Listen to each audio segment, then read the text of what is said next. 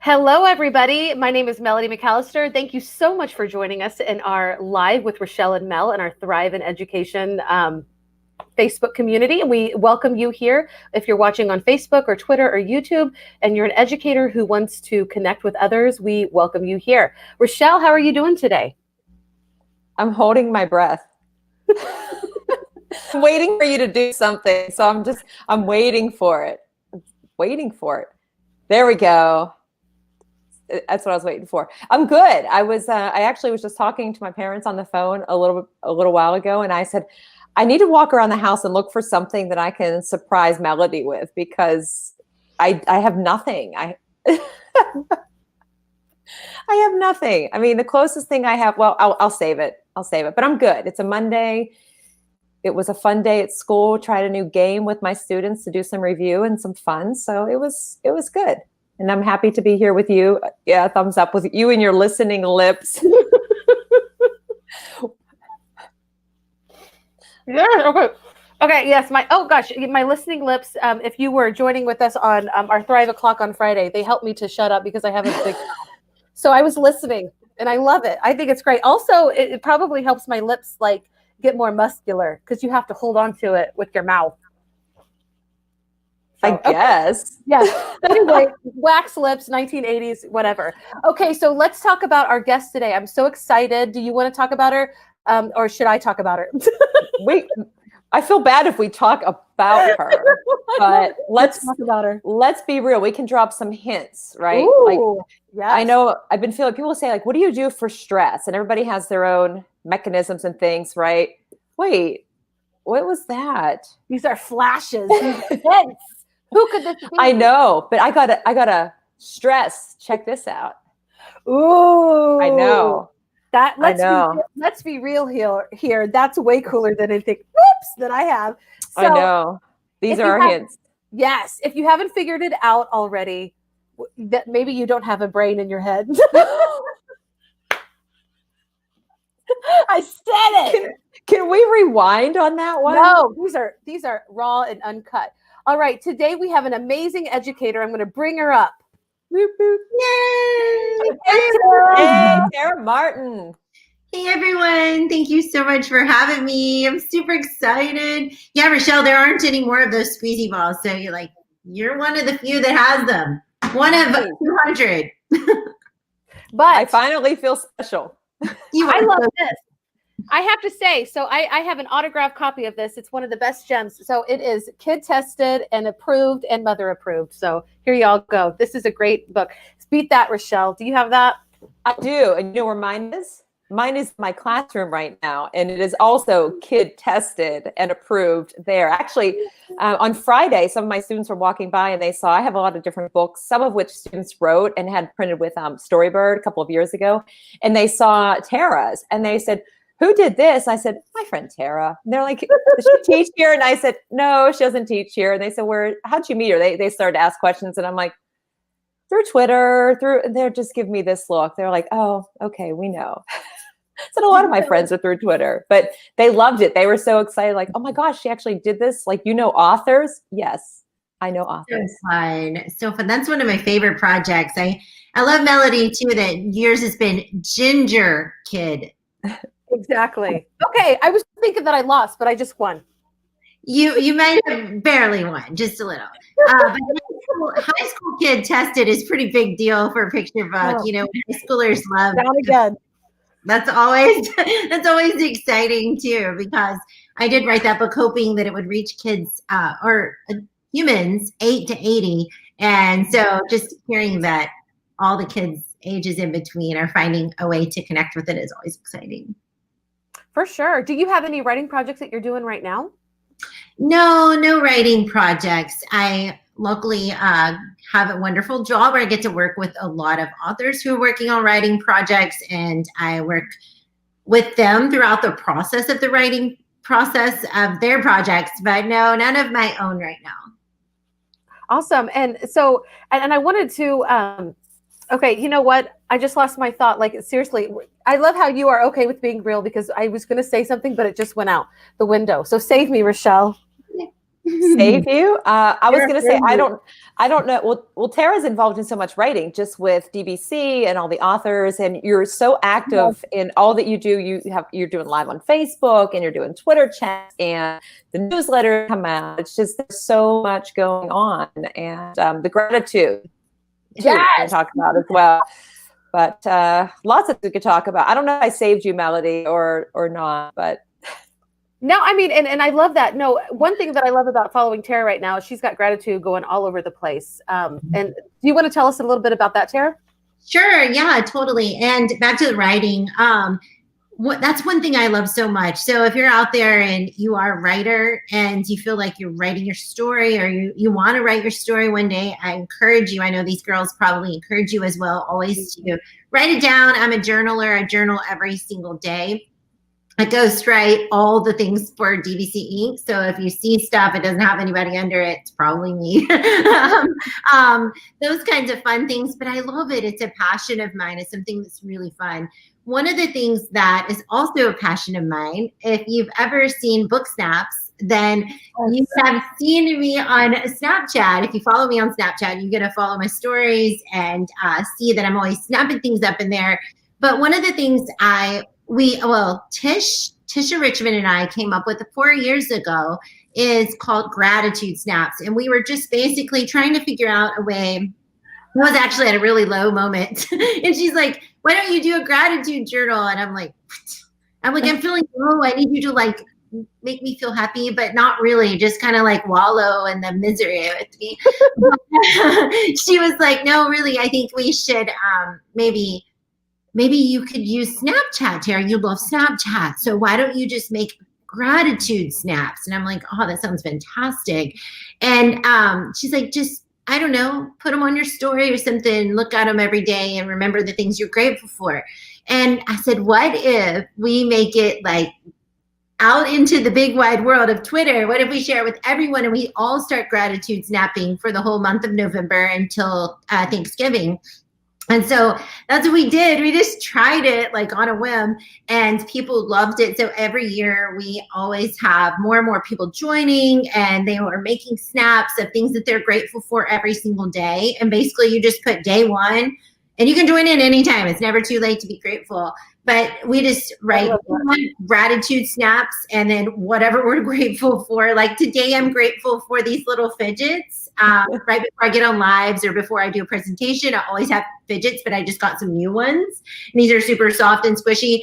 And so it doesn't really matter what you're grateful for. You just share anything that you're grateful for. And basically you just take a little picture of it, caption it with the text feature of that app. It could be any app. I use Snapchat, but you can use Adobe, you can use Pic Collage Kids, Bunsy. There's just a billion different apps out there you can use for snaps, gratitude snaps, book snaps, any kind of snaps. And we share them out on Twitter with the hashtag gratitude snaps. And people have just been joining in. And one of the things I love so much about them is so many people share about their family or just the little things. It's the little things that I think we forget to be appreciative of and grateful for. But when you are looking for something to snap each day, you're like, oh, what am I grateful for? Oh, wow, there's 1,000 things. So what can I take a picture of real quick that I can put out there?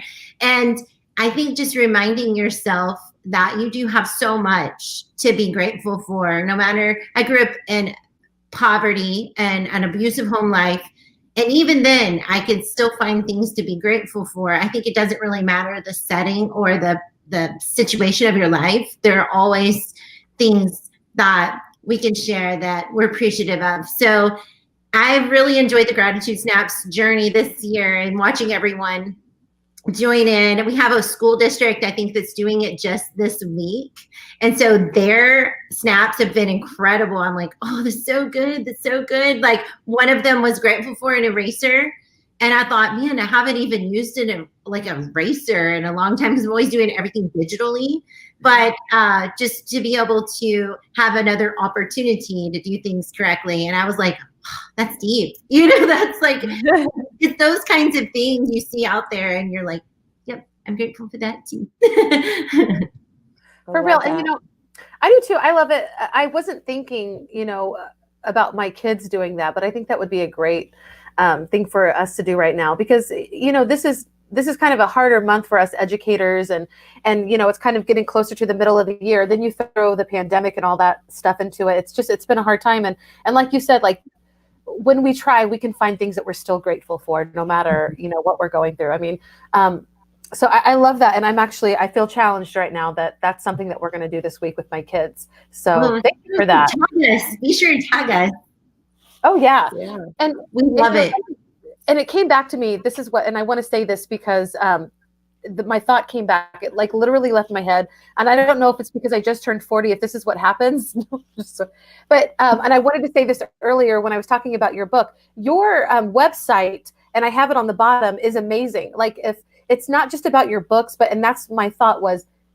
TaraMmartin.com. Please visit. You've got a ton of free stuff on there and resources, and I'm grateful for that. That is another thing that I'm grateful for, and that was my thought, and I'm so glad it came back to me. I'm also grateful that things still hover sometimes. So that's okay. Welcome to the 40s Club. It's a great club. By the way. What did you say, that things still hover sometimes? They don't.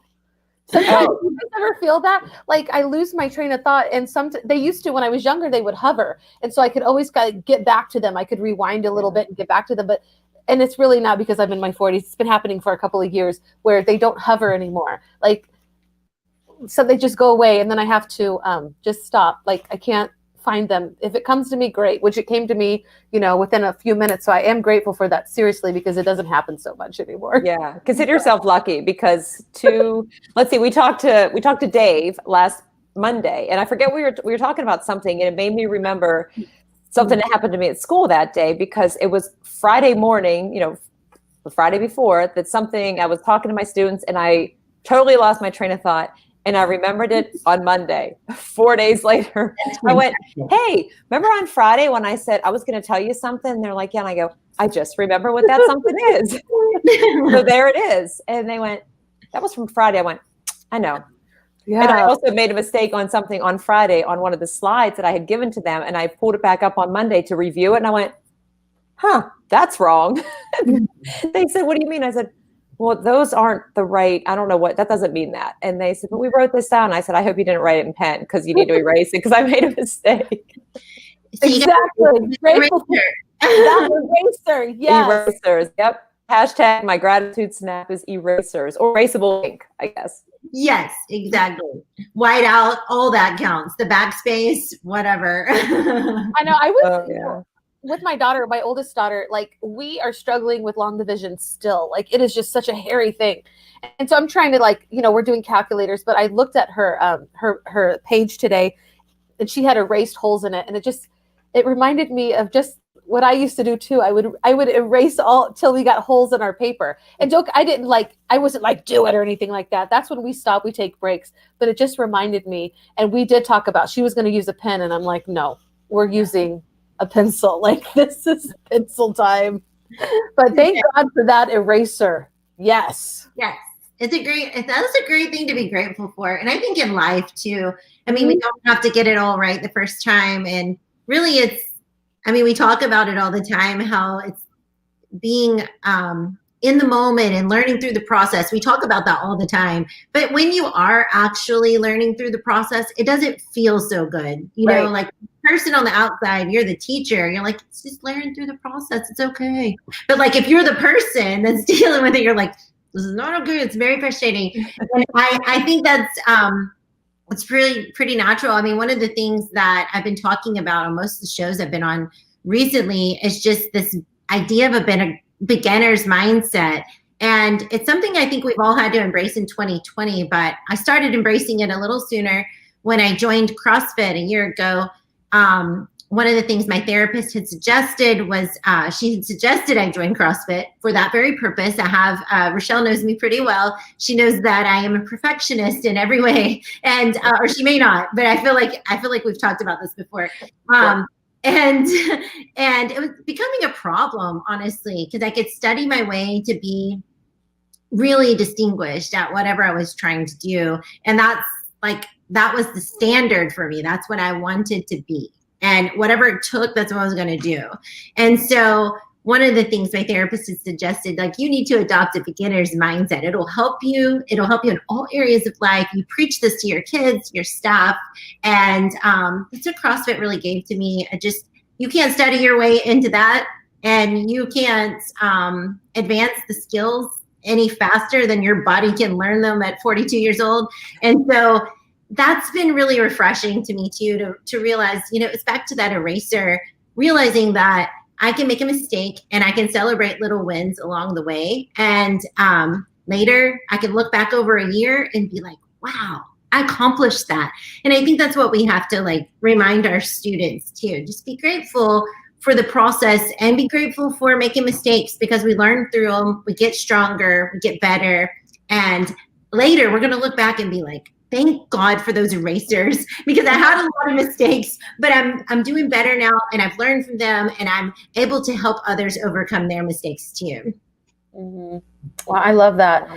I mean, is it okay if I share a story that happened today? Yeah. Okay, so, I mean, I don't know if people want to hear my stories, honestly, but so I am homeschooling 4 out of 5 of my kids today. And it was really frustrating because, like, my son, he's going from 3rd grade reading to 4th grade reading. And there's a huge jump in that, like the amount of information you're supposed to, like the metaphors and all of that. And so we were getting super frustrated today. And, at one point he was like, I'm done. I'm not doing this. And just put his head down. And I mean, this wasn't even very long into it. Like, this is a story that we've been working on for a couple of days. I hope people don't think I'm a horrible mom, but I wanted to finish it because everything is hard at first. And I was trying to tell him this. It's okay that it's hard. And I'm like, you're not going to miss recess. I mean, I let my kids play. What is it that is making you want to quit? Is it the time? Is it just because it's hard? And we talked through this, and then the frustration for both of us, because I know that I'm sitting right next to him and I'm trying to help him in every way that I can think of. Am I making it too easy? Sometimes I wonder, like I'm doubting everything. We finished it. Thank God. We took a break. We kept back to it. And I tell my son, everything that you're feeling is okay. Like, life really is hard. When you start your first job, you're going to feel how hard it is, but you want to get that paycheck. You just have to keep going instead of shutting down and, let's talk about this. And I started thinking about, even in my own head, I didn't tell him this, but I hate homeschooling sometimes too. Like, number one, I don't have as much patience with my own children, and they talk to me totally disrespectfully. They would never say this to, other teachers. So there's always these things. But it really is a process. And I keep thinking I'm in year 2 of this. And when you're talking about the beginner's mindset, I feel like I should be past this already. Like, we should have these routines, but at the same time, we don't. This is where we are. Mm-hmm. We're still learning. So it is frustrating. I like what you said.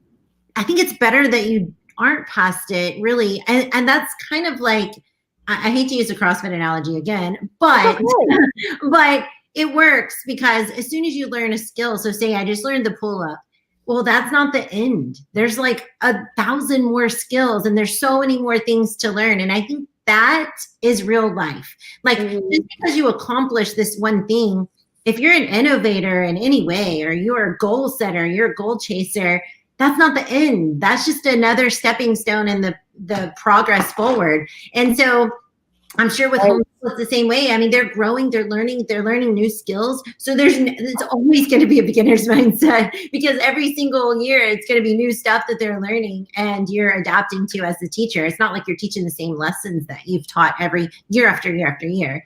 And that's a beautiful thing. Like you said, that's such a great analogy for life. That's another thing we can be grateful for too. I know that I have. It's really helped me to not worry so much about trying to, I know perfection is it's not even real, honestly, and I'm all about being real, but it is something I always strived for. And you know what, you can't, one of the things my therapist said too, is you can't take the drive out of someone like me. Like, you don't want to, you don't want to take the drive out. And so striving for that perfection is where it started for me as a little girl. But now as an adult, I have to learn to ebb and flow. And I need to learn that it's okay to not always get exactly where I want to be. It's okay to struggle to try to get each little step. And so, yeah, you don't want to remove the drive of people either. That's important. but you also do want them to feel that beginner's mindset and also feel some success moments throughout the process. Yeah. I want to give a shout out to Jennifer. Thank you for sharing, Jennifer. We are grateful for you and your work today. I'm sitting here taking notes. And Rachelle, tell me to shut up and I'll put my lips on if you need me to. But so when you're talking, I'm like trying to remember That's all tempting. Of this. Tempting. What do? Do I tell her to shut up? Do I want to see her with those lips on? I don't know. The lips are great. Just put the lips on. No, I really will. No. Yeah, and I'm just thinking, okay, so if you're just joining us, listen, this is what the gems are being dropped. It is definitely okay to struggle. And we need that struggle. It's a part of, like you said, the beginner's mindset. And I think, and I love that. I've never really heard that, to be honest, the beginner's mindset. And then, don't remove the drive. I absolutely love that. And I feel like there's a lot of metaphors right here that are coming because I am a writer and I might blog about this, y'all. So just okay. Great, but don't remove the drive. And I love that, like harness the drive. And then, you talk about being real, and I really do love how you are real. And you're saying that perfection isn't real, but you're still talking about this is still something you struggle with. And I think that resonates with a lot of people. So thank you for that. Well, thank you for having me, because I think it's important that we talk about our struggles too. One of the things that I worry about is like, okay, I put out this book about being real, and here I am always striving for perfection. I know that's not realistic. But being able to be vulnerable, I mean, the E in real is exposed vulnerability. And just the whole acronym, being relatable, exposed vulnerability, approachable, and learning through life. When we talk about the things we struggle with, not only are we learning through life, the L in real, but we're also showing ourselves more relatable because other people are struggling too. We're exposing vulnerability, saying like, I don't have this down yet. Like, I actually see a therapist to try to work on this. And then we allow ourselves to be more approachable. I mean, people are like, okay, she looks like she has it all together, but truly she struggles in this area, and she's been working on it through, like, I don't have to take medication because CrossFit is my medication, right? But it's a blessing because without it, I did. And so I think it's important for us to share all those different pieces of us. It helps other people. That's what being real is all about. It helps us to realize that we're more alike than we are different. And when we can all relate to each other, I just feel like, and everybody can embrace their own identity, their own individuality, and they all feel included and valued because of it, then I think that's really that would be a beautiful world if everybody would do that. For sure. It's something to strive for. I'm writing all this down. Sorry. I'm glad you are, because I'm trying to remember things. And I finally remembered something that Weston and Molly had said from like a week and a half ago yesterday. But yeah, it's so true. And I love just, listening to you, Tara, talk. I'm like, I love having people come on when Melody and I talk with people, because it's, even at the end of the day, after Monday, you're tired, and any other educator out there, there's so much going on. Like, work and life are just blending together. There's no real break. And some days I leave and I think, oh my gosh, like that was the worst class I ever taught. I have the kids in my classroom, I have the kids that are at home. I feel like I'm neglecting the one group or the other group, and the technology is not working. And I forget what I was going to do in that class period anyway. And I just feel like I have no idea what's going on, and I'm telling everybody right now, if you're watching or if you're watching on the replay, there are times where I feel like, what did I just do in that 42 minutes? Or I forget from first period to 6. I don't do all the same things, but I try to keep some of the things consistent, or I use the first period for my experience to plan for the 6th period. And, on the outside, like, people might look at others and say, oh, well, they do this, this, and this, and everything's great, and they don't struggle with anything, until you speak up and you tell others. For me, I never did that. I kept everything to myself for years because I was embarrassed. I was like, if anybody knows that I'm having classroom management problems, or I have no idea what standards are, and I don't know these different things, but there are other people out there that are struggling and may not feel like they can tell anybody that. And if they don't know that there's somebody else like them that experienced it, then they're just going to keep being by themselves. And isolation is horrible. And I did it for years. And thankfully now I know people like both of you, and feel comfortable that I can tell people like, yeah, I taught like a really bad lesson today, or, I'm really struggling, or teaching is hard, or any of those things that we're all experiencing, but, not sugarcoat it. I feel like I teach bad lessons every day. I'm just going to put it out there. I'm terrible. I'm sure your kids tell you, right?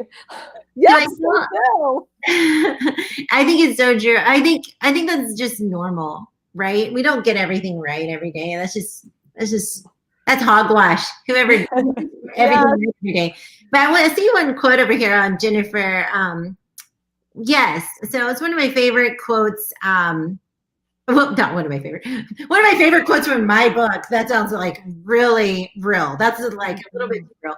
But one of the things I talk about in my book is how, my sisters and I would gather up all our broken crayons and put them in little baggies and get ready for the beginning of school. And that was just a really exciting time. We couldn't wait to get back to school. Summer was not fun and breaks were not exciting. And so my broken crayons were really great at coloring pictures. I loved coloring them. And I was terrible at all things academic. But my teacher, my second grade teacher, really gave me a chance and helped me so much. She taught me to read. She gave me she taught me the use of fidgets to help like calm my anxiety and things that I dealt with when I would get super nervous, overstimulated, and things like that. But one of the things I was reminded of that year is just that broken crayons really do have a purpose. Like, we don't all have everything together in our lives, but those broken crayons still made beautiful pictures. And I think I'm still coloring life with mine today, and I think there's a lot of people out there coloring life with broken crayons, and they don't need to be ashamed of it. They still make beautiful pictures. They just need to be vulnerable and be able to share that, because that's what Rachelle was talking about. We are more alike than we are different. More of us feel and connect with the realness than we do with the finished product. So it's really important to remember. And thanks for reminding me of that quote, Jennifer, because I think Toby Mac put out a really cool graphic with broken crayons, something about broken crayons. But it reminded me of my broken crayons and how I used to color beautiful pictures with them all the time. Yeah, we like to melt them too. So and make really cool crayons. Did you make lips? I actually, yes, I'm not going to lie. Yes, because it was a Valentine pan mold and there were lips in there. And we made them for like our friends. That was what we gave out for Valentine's. How funny. So fun. Wow. Jennifer says that message inspired me to write my book. That is so cool. Jennifer. Oh, Facebook user. Who are you? We haven't had Facebook user join us in a while. Let's see. Is it Corey? No. Could it be Stacy Benton? I'm trying to think of our usual. Maybe they'll tell us their name in the comments. I know. They will. I want to give kudos to both of you, because both of you are leaders in education. You have a great presence on social media. And so for you to really, truly, expose vulnerability and say, like, I had a crappy lesson today. I think that's a good, Jay, it's Jay. Hey, Jay. Okay. But I think that's really a good thing that I'm grateful for, because right now we don't need to see everybody who's perfect and doing it so well when we all feel like, exposed and we're constantly reflecting on everything that we did wrong. But at the same time, there are things that we've done right. And so it's like, learn every day. What did you not like? But there was something good. There was something good that you put out there in the world that somebody else grabbed onto.